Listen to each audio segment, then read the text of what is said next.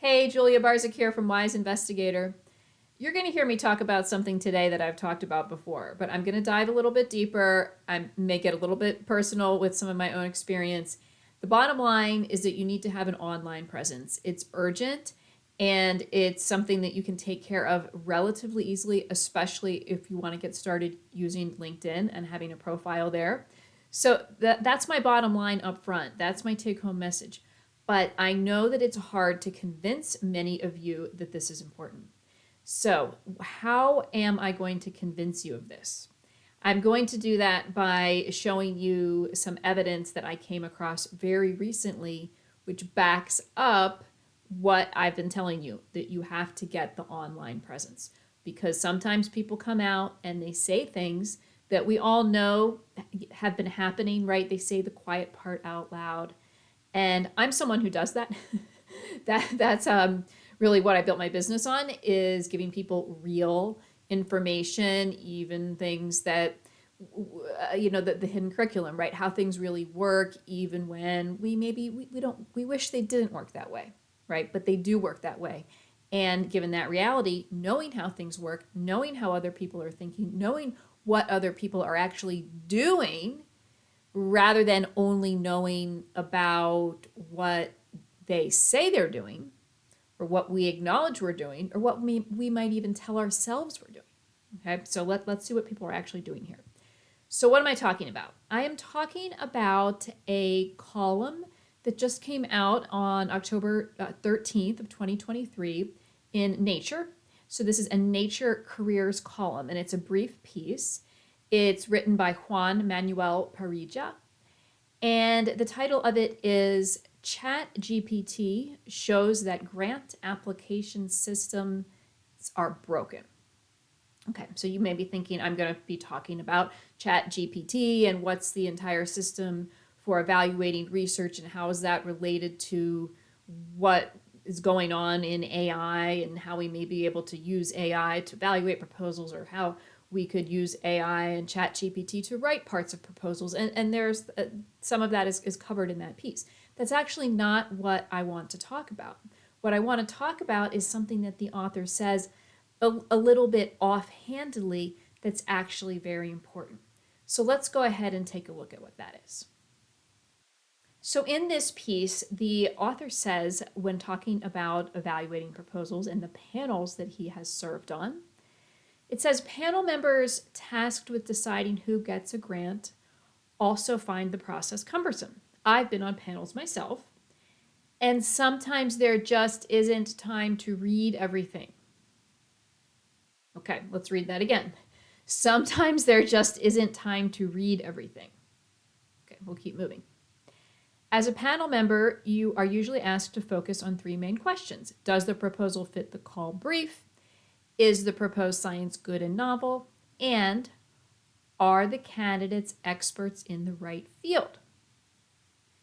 The abstract and a small part of the research proposal answer the first two questions. And when it comes to the third, I prefer to use Google to learn more about the candidates.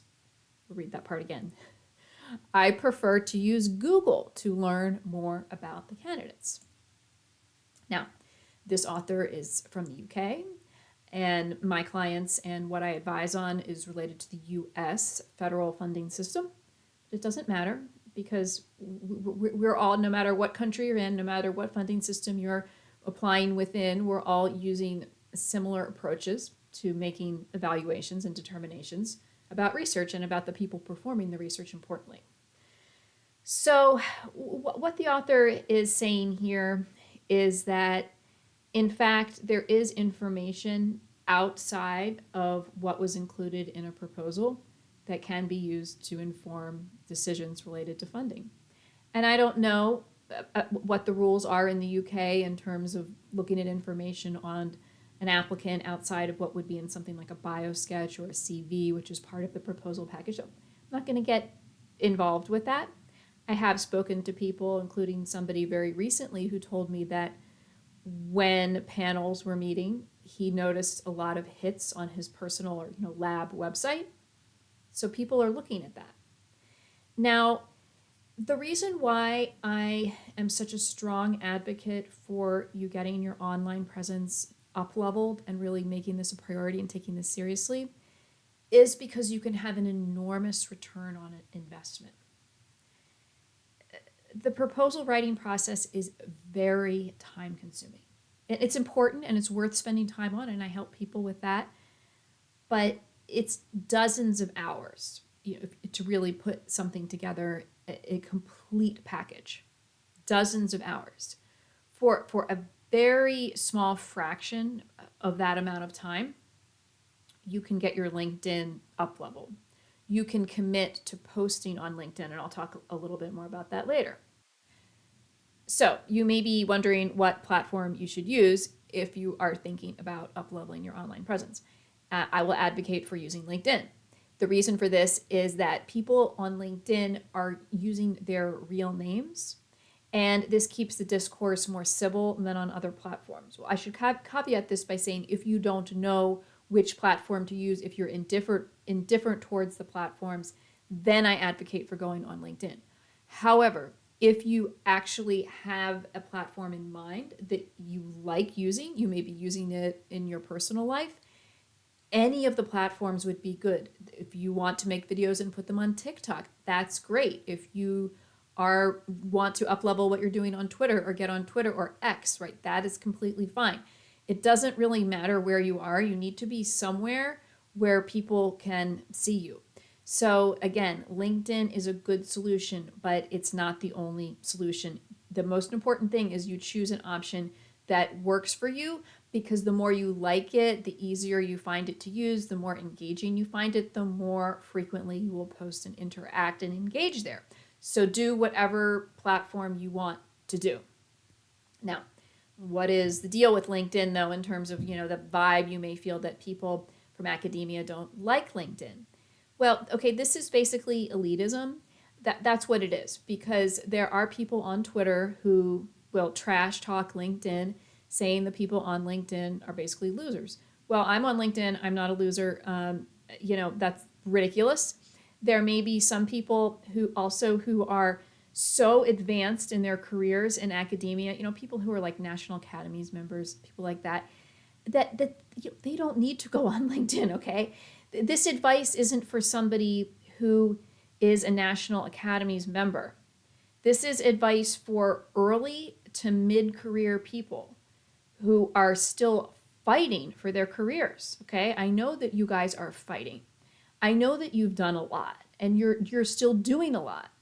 And that's why I'm such a strong advocate for the online presence, is because of the extraordinary return on investment that you will get by spending some time getting yourself set up there and then committing to posting. Now, I'm going to take a step back here and talk about my situation when I was in my former role, when I was a federal employee, because I would like you to think about if any aspects of what I'm about to tell you resonate with your situation. So this may be helpful. So when I was a federal employee, I did have a LinkedIn account. And of course, when you're using any social media, you can, if it makes you feel better, you can always put a little tagline that says, the views expressed here are my own and not of my organization. That's generally not a problem for faculty, university employees. It's pretty much a given that, you're not representing your employer or your institution. Officially, you are representing yourself. And that's the case for federal employees, and they can have social media accounts for personal and or professional use. So I did have a LinkedIn account, but I wasn't really active there. And I never actually thought through, should I be posting more? What's my plan for social media? This is probably where most of you are. You're just very busy. You have plenty of professional contacts. So you're not professionally lonely or anything like that, where you're looking actively to make connections, because you're busy and you're connected to people. So that's great. Now, I do believe, thinking back about how I was thinking at the time, which again, I wasn't actively debating these things in my mind, I wasn't researching them, but if I had to really try to remember, how was I thinking about this stuff at the time, I would say that I had a impression that as a federal employee, and especially as someone who had some involvement with the research funding process, which is very important, that that be impartial and fair, that it's maybe better to just not put a lot of stuff out there, because what if it seemed like you were really friendly with these people and they were going to be favored for something, or I don't know. I didn't really think it through, but I just was always cautious in my role that I was fair and impartial, and I didn't think that there was much I could contribute, excuse me, related to my job that would be very easily transferable or communicate or easy to communicate on social media. So I didn't really do much there. Now, my point here is that that is actually wrong. Okay, that's not the right way to think about that, because since that time, and even at that time, there are examples of federal employees who have very successful, very appropriate, very helpful, and generous LinkedIn and other social media accounts where they're sharing information about important things that are going on in their government, things that they can share that are publicly releasable. This is great information for them to share. And there's, so my point is, there, whatever situation you're in, most likely there is a way for you to share information that would be helpful and that would be completely appropriate. It was not going to be crossing any lines in terms of what your positions you're taking, or representing your employer, or being unfair to some people, or anything like that. So what I would encourage you to do is think about any potential reasons, perhaps in your mind, that are keeping you from engaging with this process, because they may be there, like they were for me. So I had a misconception, which I now realize, right? So then that's fine. It's fine. We don't know everything all at once. We learn through experience. Okay, so now let me just go a little bit more into why this is so important. Now, especially if you're at an early career stage, you do have an employer, most likely, and most likely you feel like you're being pretty well taken care of by that employer. However, you never know when you may want to change employers. You may be hoping that you would have some offers from another institution in the years ahead, or you may be very satisfied where you are and not have any plans to try to move somewhere else. But you never know, because of family issues. A spouse has a great opportunity somewhere else. Things change where you are, or you're just ready to move on in any number of years. You want to have all of this stuff established so that more and more people are learning about you outside of your existing sphere of contacts. That's what's going to make people think to include you at all different types of opportunities, right? All different types of events and workshops and invited talks.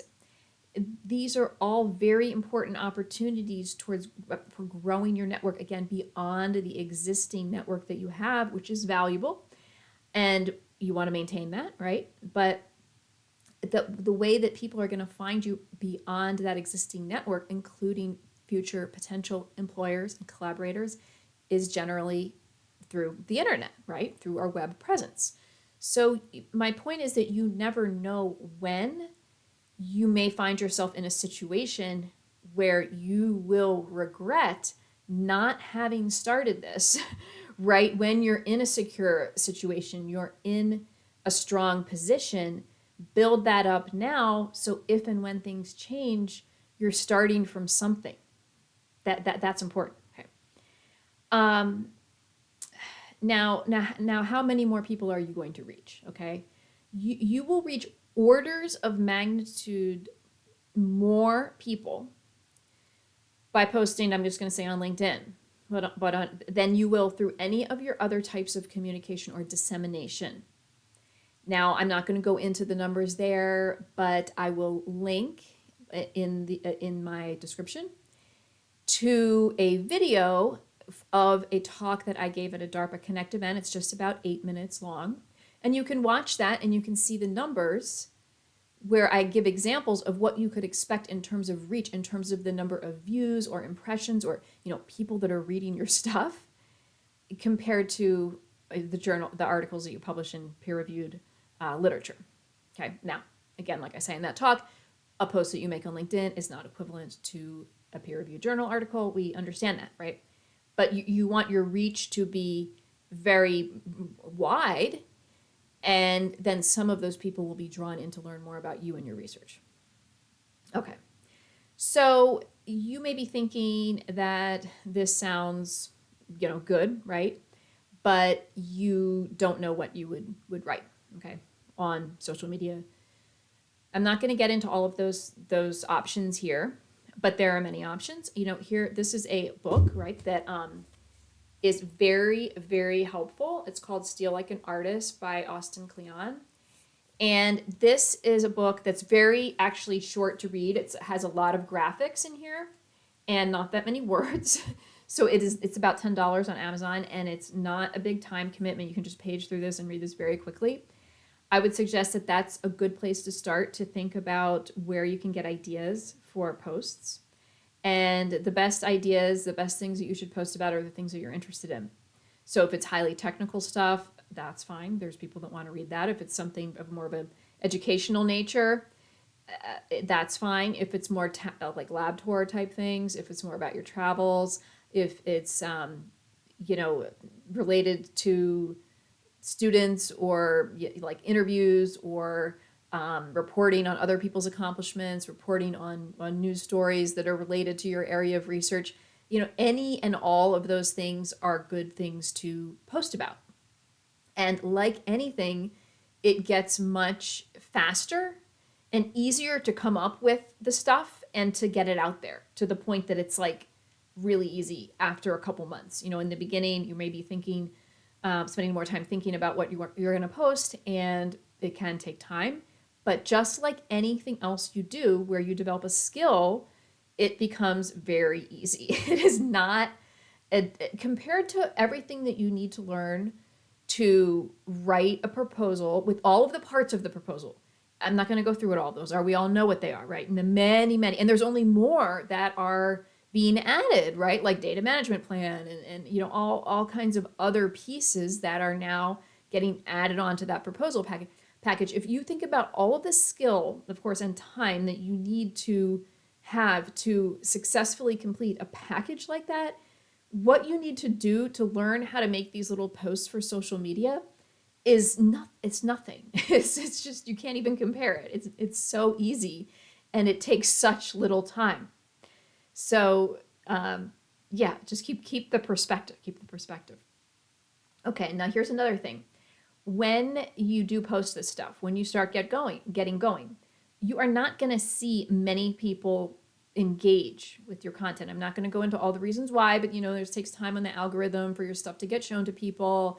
The other thing is that the people in our community, meaning like researchers, we tend to be more reserved on social media. So we are, as this isn't for everyone, but let's just say as a group, we are a bit less likely to write kind of like rah-rah comments, real encouraging things that people in other industries may do more than we do.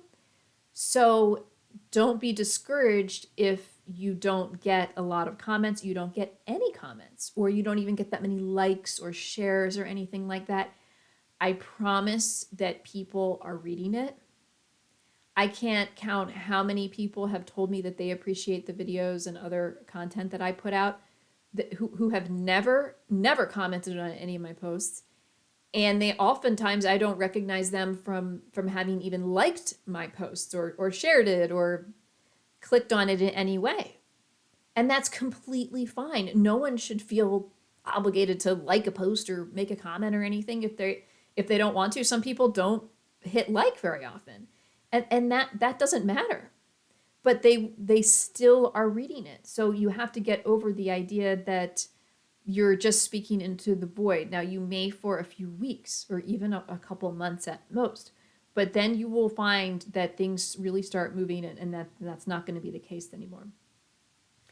So now I am so convinced that this online presence, and I've been speaking mainly about social media, and don't think I'm going to take the time to get into the websites right now, your personal, or personal slash professional website that you may have that's something different than what the university gives you, like on their department directory.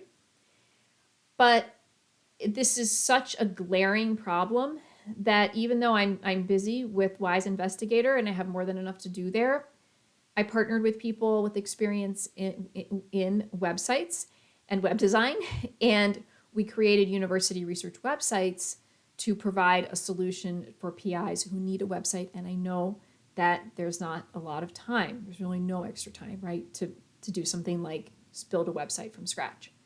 So I believe that this was important enough that I thought it could be, one, a successful business because there's a demand, but really the reason for doing this was to provide a service. That's the main reason, is because this is a service that's needed.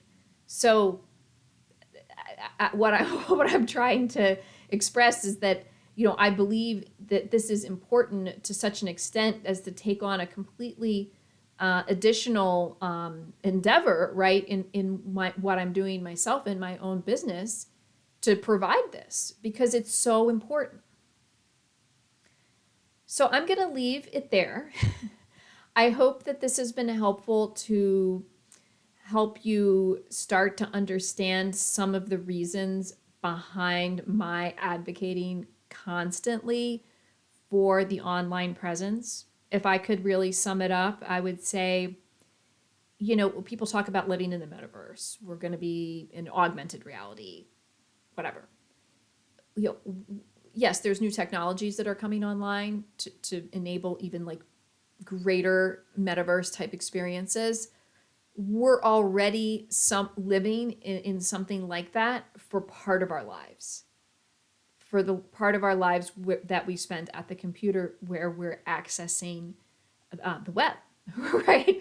So people think about that as something that's like in the future, but that's actually like many elements of that virtual world are actually in existence, and we're living that, right now. And many of the people who are watching this video who are researchers at institutions in the United States have come from other nations. Were born in another country and are now at an institution in the United States. So if that's you more than anyone would understand that we are a global community and we are connected to people thousands of miles away. And many of you certainly are, I'm certain, on a daily basis. So we have to be able to communicate asynchronously as well as synchronously with people all over the world. And we do that again through the internet.